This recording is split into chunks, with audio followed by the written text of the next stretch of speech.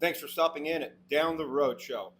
Just yesterday here in Las Vegas, they had a public hearing about the big beautiful bill where they kept spreading the lies about no tips on taxes and no taxes on overtimes. And the Republicans pulled up a bunch of MAGAs to talk about how they thought it was a good idea. Let me roll these clips and then I'll tell you why it's absolutely a horrible idea and we should not be passing this big betrayal, ugly ass bill. Las Vegas is built on hospitality. We get to welcome people from around the world to the Las Vegas Strip year round with my fellow tipped coworkers and our sincere appreciation for the no tax on tips law. As you may know, the restaurant and food service industry is the largest private sector employer in Nevada, representing over 227,000 jobs. Personally, I've spent over 2 decades in the restaurant industry, and I can tell you, the work to me is more than just a job. It is my career, it is a community, and it's a profession in which I and a great many others take pride. Yep. I was fortunate to sell one shortly before the beginning of the COVID pandemic, but unfortunately lost one of my restaurants to what I feel very strongly were overzealous COVID restrictions placed on our industry. My wife Felicia also works as a food server in a restaurant at the Wynn and also knows how hard service workers hustle to make a living. So I am very thankful for the new $25,000 above the line tax deduction for tips, better known as no tax on tips. It's a game changer for us. This policy will let hardworking service professionals in Nevada like me keep more of what we earn. We are working class people. We have mortgages and families. There are everyday bills and college educations to save for. And it's not just good for tipped workers, it's good for the entire hospitality and travel industry. That tip money isn't trivial. It's a lifeline to our families and our community as a whole. After over 20 years in this business, I can say with confidence, this new policy is a win-win. Finally, I would like to thank President Trump for the idea of no tax on tips. I believe he recognized workers like myself in an industry that was absolutely crushed by the COVID pandemic. And I think he realized that tipped employees, quite frankly, could use a break. He doesn't know you here. exist. First of all, the Trump whole no tax on tips thing was not, Mr. Rona, not Donald Trump's idea. First time I ever heard of this was from Stephen Horsford, representative from Las Vegas. So that's the one thing I would like to correct. Our working class has been hit hard for far too long, and I agree with you, and I don't care what party you belong to. Our hospitality workers are why we are the entertainment capital of the world. So thank you for being part of that. I am concerned because this bill doesn't go far enough when it comes to no tax on tips. My tax on tips bill, the TIPS Act, would not only provide permanent tax relief There you go. without a cap, Yep. but it also closes loopholes to ensure that only those who are receiving the benefit, the hardworking hospitality workers, receive them, not others who could try to game the system. He gets it. In Nevada alone, over 110,000 people could also lose their health care.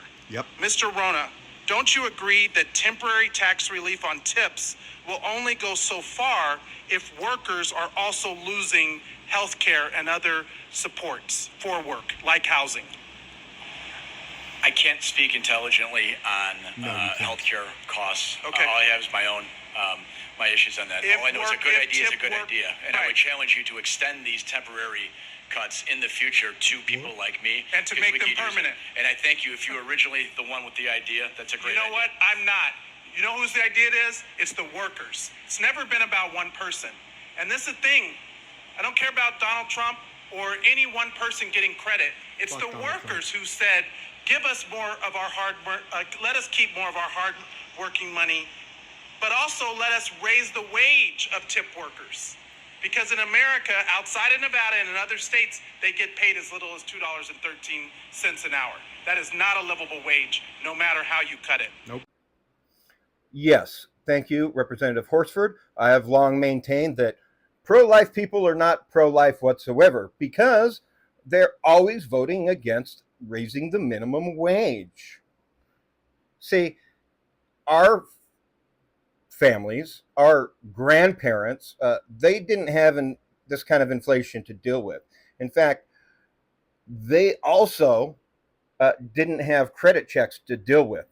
Their minimum wage without overtime could afford them homes and housing and could afford them lives that we cannot afford currently, and the generations younger than me definitely cannot afford going forward. So, in all these people, these representatives that were voted to do their jobs actually did their jobs for we the people and the public and raised the minimum wage. But like Mr. Horsford said, it didn't get raised in every single state for people who work for tips. Uh, I know I worked for $2.13 when I started working for tips in the state of Utah back in 1996. I want to say. Anyway, like the gentleman who spoke, I was in the restaurant industry for 20 years myself. And that's how I know and understand that this is all bullshit. I don't know. He was in management. He should know better, but obviously he didn't learn much between management and serving. Now, he also said that he lost one of his businesses due to COVID. Who was doing all those COVID restrictions and who was president? Oh, Trump. That's right. This MAGA man probably forgot that little fact of history. It was President Trump that was in charge during COVID.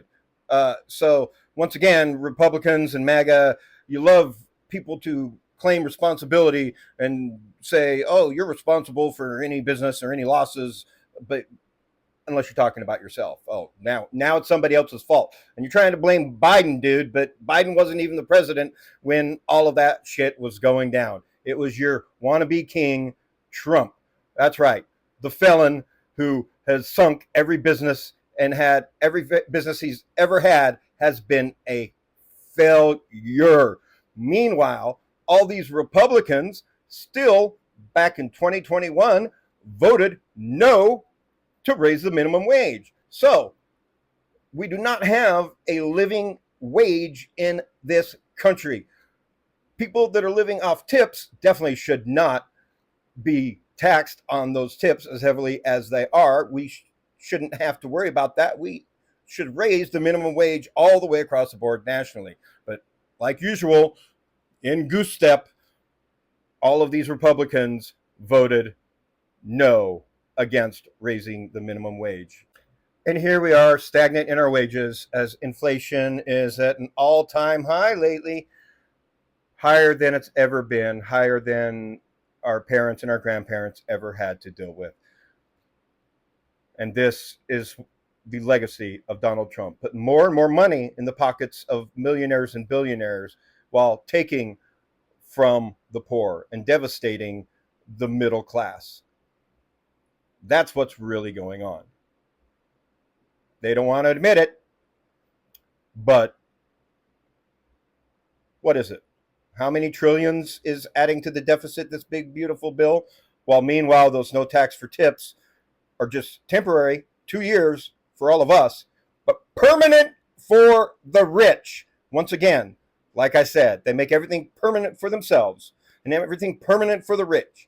But if it helps us, we the people, no, it's only temporary so that we can vote them back in because they want us to vote them back in so that they can go in and keep it. But every time they do that, the Republicans take power and they let things fall and they don't renew certain bills.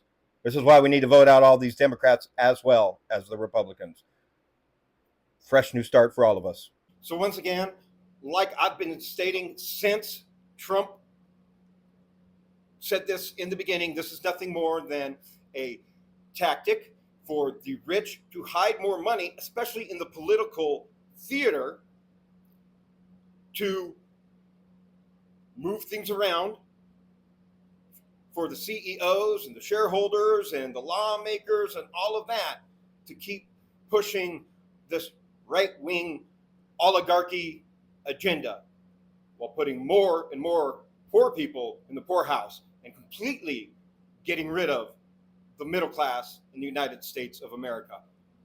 This is not good for the working class, and it's only put in temporary.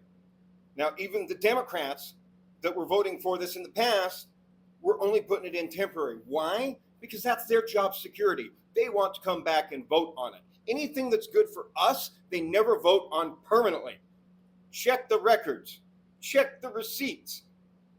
Because money don't lie. Follow the money.